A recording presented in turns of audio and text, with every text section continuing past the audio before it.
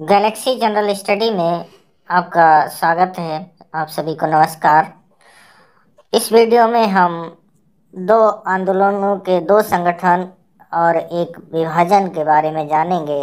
पहला है हमारा जो स्वतंत्रता, भारतीय स्वतंत्रता में जिसने अहम भूमिका निभाई, वो है भारतीय राष्ट्रीय कांग्रेस। और दूसरा बंगाल विभाजन के बारे में पूरे विस्तार से जानेंगे। हर एक पॉइंट पे बात करेंगे कब क्या हुआ। तो भारतीय राष्ट्रीय कांग्रेस की स्थापना, जैसा कि आपको पता है, हम सबको पता है कि 1885 ईस्वी में हुई थी। तो इसके बारे में सारे फैक्ट्स के बारे में जानते हैं। उससे पहले क्या स्थिति थी और उसके बाद में कैसे क्या इसकी स्थापना हुई, इन सारे फैक्ट्स के बारे में जानेंगे विस्तार से। चलिए स्टार्ट करते हैं। भारतीय राष्ट्रीय कांग्रेस की स्थापना से पूर्व इस दिशा में किए गए महत्वपूर्ण प्रयासों के अंतर्गत 1 मार्च 1883 को एयू हुम ने कलकत्ता विश्वविद्यालय के स्नातकों के नाम एक पत्र लिखा। जो स्नातक थे, ग्रेजुएट थे, उनके नाम पत्र लिखा, जिसमें उन्होंने सबसे मिलजुल कर स्वाधीनता के लिए प्रयत्न करने की अपील की। इस अपील का शिक्षित भारतीयों पर अच्छा प्रभाव पड़ा। वे एक अखिल भारतीय संगठन की आवश्यकता महसूस करने लगे। इस दिशा में निश्चित रूप से पहला कदम सितंबर 1884 में उठाया गया, जब अडयार मद्रास में था और उस समय थियोसोफिकल सोसाइटी का वार्षिक अधिवेशन हुआ 1884 में। इस अधिवेशन में ह्यूम सहित दादा भाई नौरोजी, सुरेंद्र नाथ बनर्जी आदि शामिल हुए। इसी के बाद 1884 ईस्वी में इंडियन नेशनल यूनियन नामक देशव्यापी संगठन स्थापित हुआ। आगे और देखते हैं कैसे कांग्रेस का गठन होता है। इस संगठन की स्थापना का प्रमुख उद्देश्य भारतीय लोगों द्वारा देश की सामाजिक समस्याओं के संबंध में विचार विमर्श करना था। इसी समय ह्यूम ने तत्कालीन वायसराय लॉर्ड डफरिन से सलाह लिया और ऐसा माना जाता है कि इंडियन नेशनल कांग्रेस डफरिन के ही दिमाग की उपज थी। इंडियन नेशनल कांग्रेस डफरिन के ही दिमाग की उपज थी। डफरिन भी चाहता था कि भारतीय राजनीतिक वर्ष में एक बार एकत्र हों, जहां पर वे प्रशासन के कार्यों के दोष एवं उनके निवारणार्थ सुझावों द्वारा सरकार के प्रति अपनी वास्तविक भावना प्रकट करें, ताकि प्रशासन भविष्य में घटने वाली किसी घटना के प्रति सतर्क रहे। ऐसा उसका उद्देश्य था। ह्यूम डफरिन की योजना से सहमत हो गया। ह्यूम जो था डफरिन की योजना से सहमत हो गया। इस संगठन की स्थापना से पूर्व ह्यूम इंग्लैंड गए, जहां उन्होंने रिपन, डलहौजी, जॉन ब्राइट एवं स्लेग जैसे राजनीतिज्ञों से इस विषय पर व्यापक विचार विमर्श किया। भारत आने से पहले ह्यूम ने इंग्लैंड में भारतीय समस्याओं के प्रति ब्रिटिश संसद के सदस्यों में रुचि पैदा करने के उद्देश्य से एक भारत संसदीय समिति, इंडियन पार्लियामेंट्री कमेटी की स्थापना की।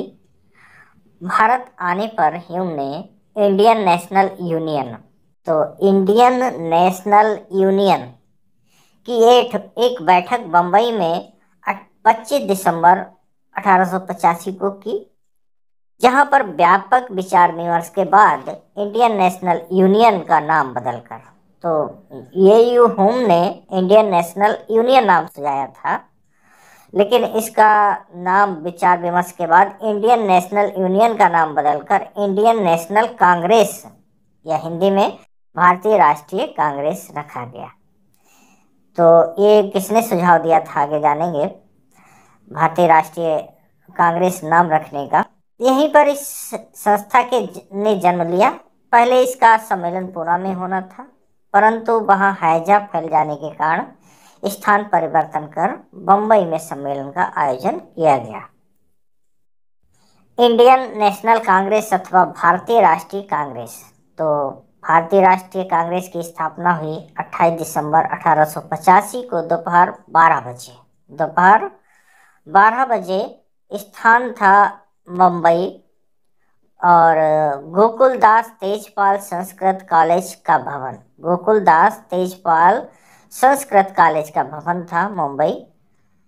संस्थापक पूरा नाम है एलन ऑक्टेवियन ह्यूम, और इसके प्रथम अध्यक्ष थे व्योमेश चंद्र बनर्जी।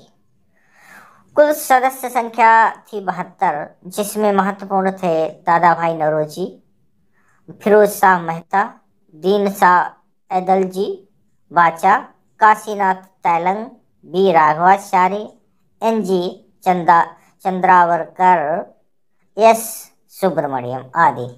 इसी सम्मेलन में दादा भाई नौरोजी के सुझाव पर भारतीय राष्ट्रीय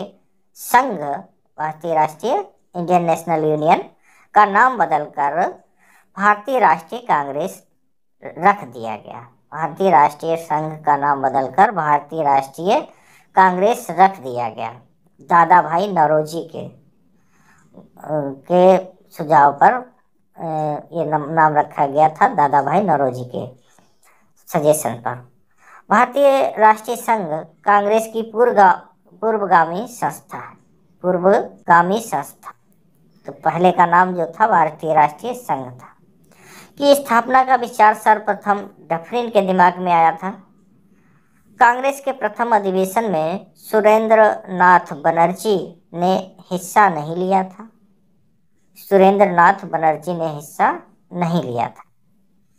1916 में लाला लाजपत राय ने यंग इंडिया में एक लेख में लिखा है कि कांग्रेस लॉर्ड डफरिन के दिमाग की उपज है। लाला लाजपत राय ने यंग इंडिया में लिखा।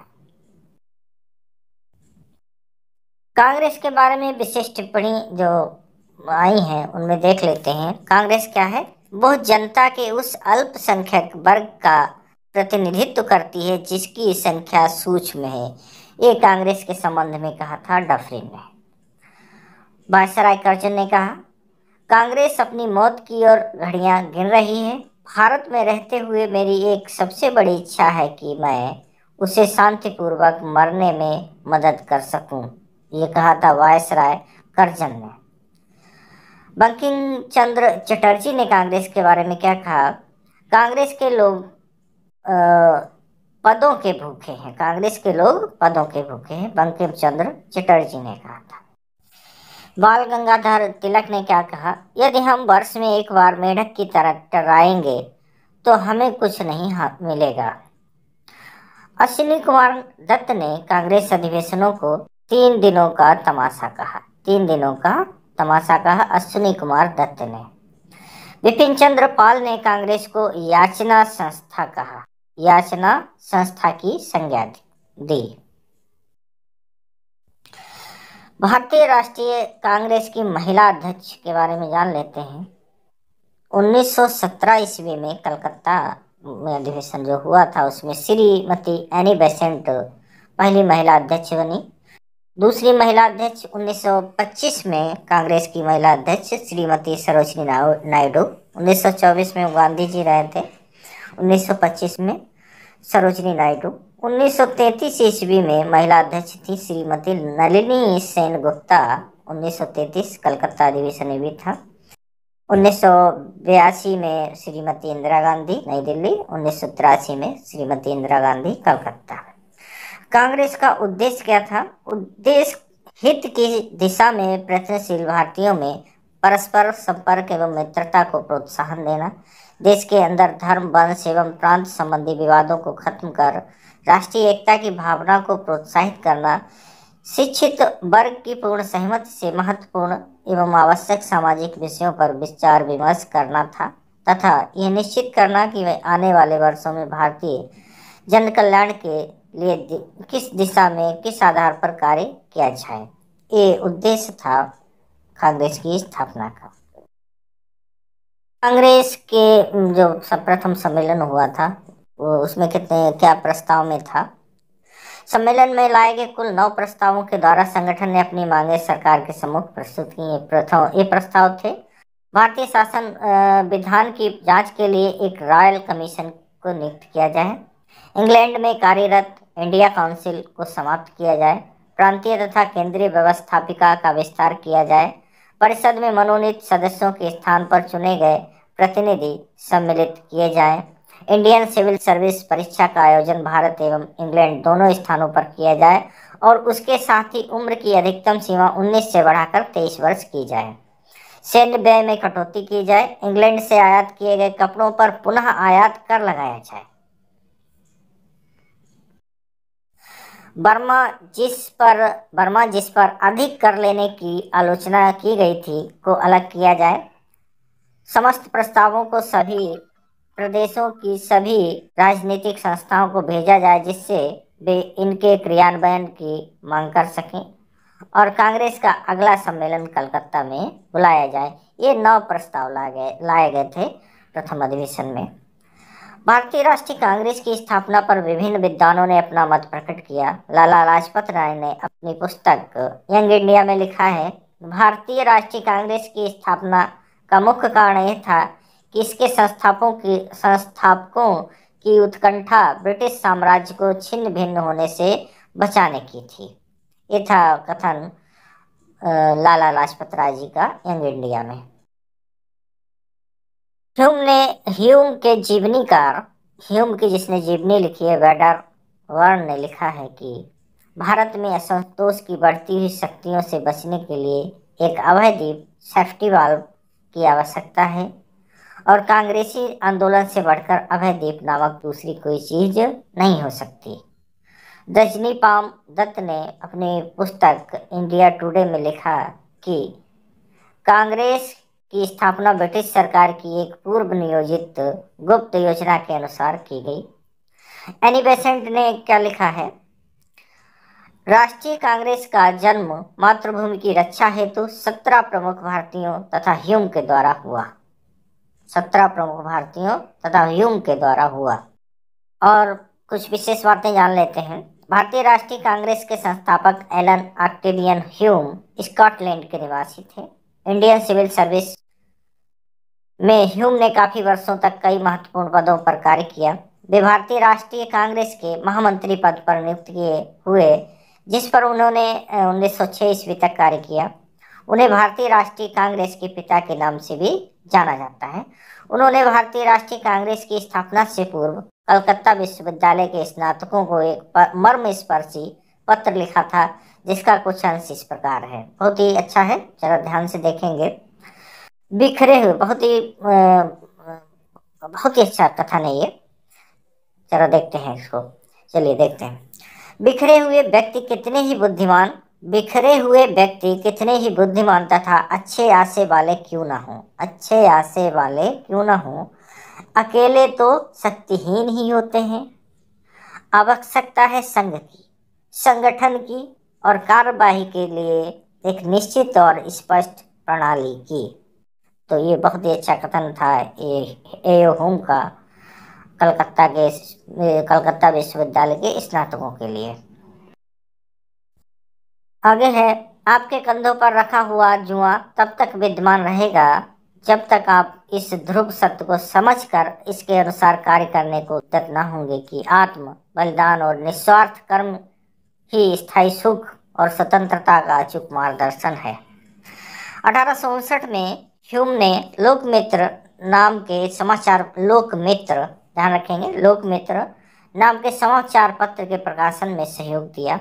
1870 से 1879 ईस्वी तक इन्होंने लेफ्टिनेंट गवर्नर के पद को इसलिए स्वीकार कर दिया क्योंकि इस पद पर रहकर वे भारतीयों की सच्चे मन से सेवा नहीं कर सकते थे। 1885 ईस्वी के बाद लगभग 22 वर्षों तक उन्होंने कांग्रेस में सक्रिय सदस्य की भूमिका निभाई। लाला लाजपत राय ने ह्यूम के बारे में लिखा है कि ह्यूम स्वतंत्रता के पुजारी थे और उनका हृदय भारत की निर्धनता तथा दुर्दशा पर रोता था।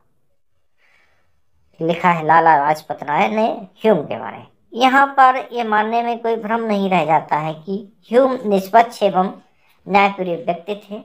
उन्होंने भारतीय राष्ट्रीय कांग्रेस के प्रति अपनी बहुमूल्य तथा महान सेवाएं अर्पित की। और छोटा सा टॉपिक जान लेते हैं, बंगाल विभाजन जो कि 1905 में हुआ था, इसके बारे में थोड़ा सा जल्दी से। बंगाल का विभाजन लॉर्ड कर्जन ने किया था, ये पहले से जानते हैं। किन परिस्थितियों में हुआ था, कैसे हुआ था, क्या हुआ था, देखते हैं। विभाजन के समय बंगाल की कुल जनसंख्या 7 करोड़ 85 लाख थी तथा इस समय बंगाल में बिहार, उड़ीसा एवं बांग्लादेश शामिल थे, जो वर्तमान में है। बिहार, उड़ीसा एवं बांग्लादेश शामिल थे। बंगाल प्रेसिडेंसी उस समय सभी प्रेसिडेंसियों में सबसे बड़ी थी। 1874 ईस्वी में असम बंगाल से अलग हो गया था। 1874 में एक लेफ्टिनेंट गवर्नर इतने बड़े प्रांत को कुशल प्रशासन दे पाने में असमर्थ था। तत्कालीन गवर्नर जनरल लॉर्ड कर्जन ने प्रशासनिक असुविधा को बंगाल विभाजन का कारण बताया, किंतु वास्तविक कारण प्रशासनिक नहीं वरन राजनीतिक था। बंगाल विभाजन का मुख्य उद्देश्य बंगाली राष्ट्रवाद की वृद्धि को दुर्बल करना था। कर्जन के बंगाल विभाजन के विरोध में स्वदेशी एवं बहिष्कार आंदोलन का सूत्रपात किया गया। सर्वप्रथम कृष्ण कुमार मित्र ने बंगाल में ब्रिटेन की वस्तुओं के बहिष्कार का सुझाव दिया था। बंगाल उस समय भारतीय राष्ट्रीय चेतना का केंद्र बिंदु था और साथ ही बंगालियों में प्रबल राजनीतिक जागृति थी, जिसे कुचलने के लिए कर्जन ने बंगाल को बांटना चाहा। उसने बंगाली भाषी हिंदुओं को दोनों भागों में अल्पसंख्यक संख्या में करना चाहा। बंगाल विभाजन का प्रस्ताव 3 दिसंबर, ये मुख्य है, 3 दिसंबर 1930 को ब्रिटिश संसद में रखा गया। 3 दिसंबर 1903 को। दिसंबर 1903 में बंगाल विभाजन के प्रस्ताव की खबर फैलने पर चारों ओर विरोध स्वरूप अनेक बैठकें हुई, जिसमें अधिकतर ढाका, मेमनसिंह एवं चटगांव में हुई। सुरेंद्र नाथ बनर्जी, कृष्ण कुमार मिश्र, पृथ्वी सचंद्र राय जैसे बंगाल के नेताओं ने बंगाली हितवादी एवं संजीवनी जैसे अखबारों द्वारा विभाजन के प्रस्ताव की आलोचना की। विरोध के बावजूद कर्जन ने 19 जुलाई 1905 को बंगाल विभाजन के निर्णय की घोषणा की। परिणामस्वरूप 7 अगस्त 1905 को कलकत्ता के टाउन हॉल में स्वदेशी आंदोलन की घोषणा की गई। 7 अगस्त को, 19 जुलाई के बाद 7 अगस्त को स्वदेशी आंदोलन की घोषणा की गई तथा बहिष्कार प्रस्ताव पास किया गया। इसी बैठक में ऐतिहासिक बहिष्कार प्रस्ताव पारित हुआ। अगस्त के बाद अगले महीने सितंबर में 16 अक्टूबर 1905 को बंगाल विभाजन के लागू होने के साथ ही विभाजन प्रभावी हो गया। 16 अक्टूबर को विभाजन प्रभावी हो गया। विभाजन के बाद बंगाल पूर्वी बंगाल एवं पश्चिमी बंगाल में बट गया। जैसा कि आप देख सकते हैं मैप में, पूर्वी बंगाल और पश्चिमी बंगाल में बट गया।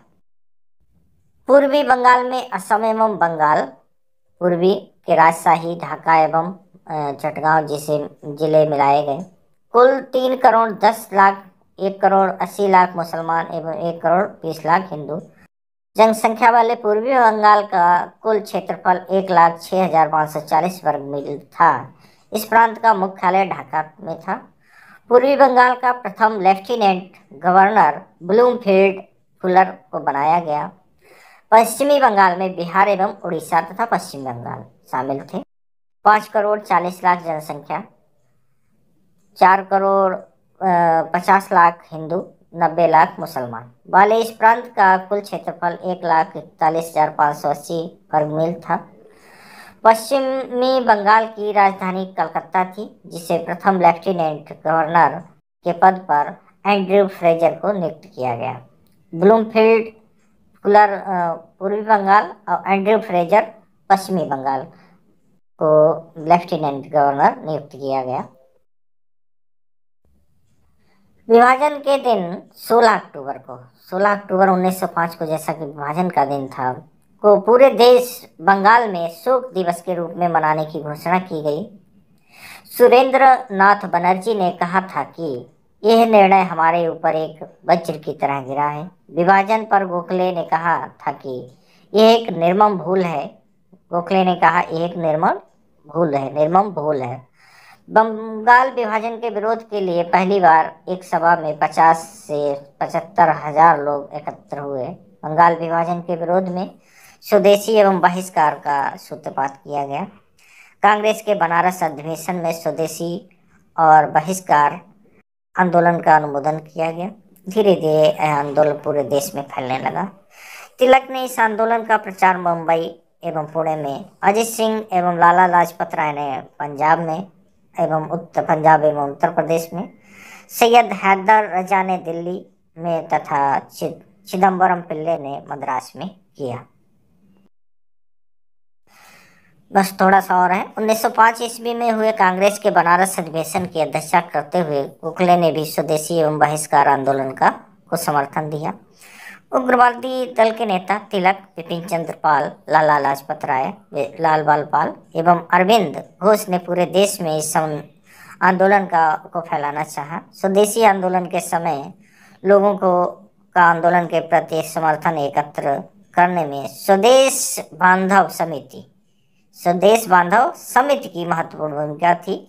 इसकी स्थापना अश्विनी कुमार दत्त ने की थी। स्वदेश बांधव शीघ्र ही स्वदेशी आंदोलन का परिणाम सामने आ गया, जिसके परिणाम स्वरूप 15 अगस्त 1906 को एक राष्ट्रीय शिक्षा परिषद की स्थापना की गई।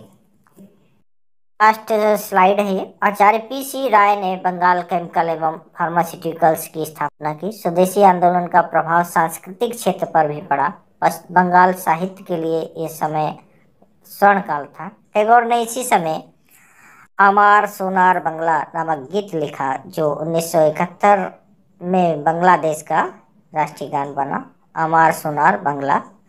रविंद्रनाथ टैगोर को उनके गीतों के संकलन गीतांजलि के लिए साहित्य का नोबेल पुरस्कार मिला।